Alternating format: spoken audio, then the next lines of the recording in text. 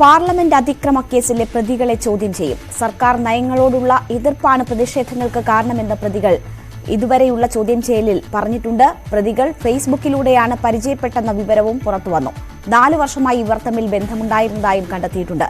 പാർലമെന്റിൽ കേന്ദ്ര ആഭ്യന്തരമന്ത്രി അമിത്ഷാ പ്രസ്താവന നടത്തണമെന്ന് പ്രതിപക്ഷം ആവശ്യപ്പെടും. വിവരങ്ങളുമായി സുവി വിശ്വനാഥ് ചേരുന്നു. സുവി, ഈ പ്രതികളുമായി ബന്ധപ്പെട്ട് ലഭ്യമാകുന്ന കൂടുതൽ വിവരങ്ങൾ, ചോദ്യം ചെയ്യലിന്റെ കൂടുതൽ വിവരങ്ങൾ ഇത് ഔദ്യോഗികമായി വന്നിട്ടുള്ളതാണോ? എന്തൊക്കെയാണ് നമുക്ക് മനസ്സിലാക്കാൻ കഴിയുന്നത്? ഒപ്പം ഇന്ന് പാർലമെന്റിൽ വീണ്ടും സഭകൾ ചേരുമ്പോൾ പ്രതിപക്ഷത്തിൻ്റെതുൾപ്പെടെയുള്ള നീക്കങ്ങൾ എന്താണ്? രേണുക, പാർലമെന്റ് അതിക്രമ കേസിൽ അന്വേഷണം ഊർജിതമാകുകയാണ്. ഇതുമായി ബന്ധപ്പെട്ട 5 പേരാണ് നിലവിൽ കസ്റ്റഡിയിലുള്ളത്. ഒരാൾ കൂടി ഇതിൽ പങ്കുണ്ട്, ഇതിൽ ആസൂത്രണം ഉണ്ട് എന്ന് പോലീസ് കണ്ടെത്തിയിട്ടുണ്ട്. അയാൾക്ക് വേണ്ടിയുള്ള തിരച്ചിൽ തുടരുകയാണ്. ലളിത് ഷാ എന്ന പേരിലുള്ള ആൾക്ക് വേണ്ടിയാണ് തിരച്ചിൽ നടക്കുന്നത്. ഇന്നലെ അതിക്രമം നടക്കുമ്പോൾ ഇയാൾ പാർലമെന്റിന് പുറത്തുണ്ടായിരുന്നു. ഇയാൾ ഇൻസ്റ്റാഗ്രാമിലൂടെ ഈ ദൃശ്യങ്ങൾ തത്സമയം സംപ്രേഷണം ചെയ്തു, തത്സമയം പങ്കുവെച്ചു എന്നും പോലീസ് കണ്ടെത്തിയിട്ടുണ്ട്. ഏതായാലും ഇയാൾക്ക് വേണ്ടിയുള്ള തിരച്ചിൽ തുടരുകയാണ്. ഉടൻ തന്നെ ഇയാളെ വലയിലാക്കാൻ കഴിയും എന്നൊരു പ്രതീക്ഷയാണ് പോലീസിന്റെ ഭാഗത്ത് നിന്ന് ഉണ്ടാകുന്നത്. ഏതായാലും ഈ പ്രതികളുടെ മൊഴി ഇപ്പോൾ പുറത്തു വന്നിട്ടുണ്ട്. സർക്കാരിനെതിരായ എതിർപ്പാണ് ഈ അതിക്രമത്തിന് കാരണം എന്നാണ് പ്രതികൾ പറഞ്ഞിരിക്കുന്നത്. 5 പേരാണ് കസ്റ്റഡിയിലുള്ളത്. ഇവരെ ഇന്ന് വീണ്ടും ചോദ്യം ചെയ്യും എന്നാണ് മനസ്സിലാക്കാൻ സാധിക്കുന്നത്.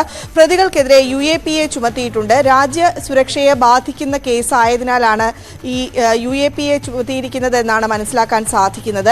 ഒപ്പം ഈ കേസിന്റെ അന്വേഷണം ദില്ലി സ്പെഷ്യൽ പോലീസിന് കൈമാറാനും സാധ്യതയുണ്ട് എന്നാണ് മനസ്സിലാക്കാൻ സാധിക്കുന്നത്. ഈ പ്രതികൾ പറയുന്നത് മണിപ്പൂർ കലാപം, അതുപോലെ കർഷക സമരം, അതുപോലെ വിലക്കയറ്റം, ഇവയെല്ലാം തന്നെ വലിയ പ്രതിഷേധം പ്രതികൾക്കുണ്ടായിരുന്നു. ആ പ്രതിഷേധത്തിന്റെ പശ്ചാത്തലത്തിലാണ് ഇത്തരത്തിൽ ഒരു അതിക്രമത്തിന് പ്ലാൻ ചെയ്തത്, ആസൂത്രണം ചെയ്തത് എന്നാണ് പറയുന്നത്.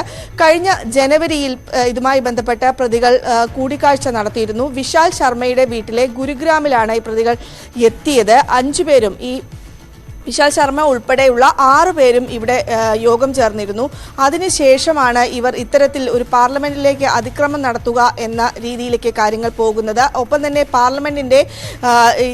പാർലമെന്റ് ആക്രമിച്ചതിന്റെ 22ാം വാർഷികത്തിൽ തന്നെ ഇത്തരത്തിലൊരു കൃത്യം നടത്താനും പ്രതികൾ തീരുമാനിക്കുകയായിരുന്നു. ഏതായാലും 4 വർഷങ്ങൾക്ക് മുമ്പാണ് ഈ പ്രതികൾ പരസ്പരം പരിചയപ്പെടുന്നത്.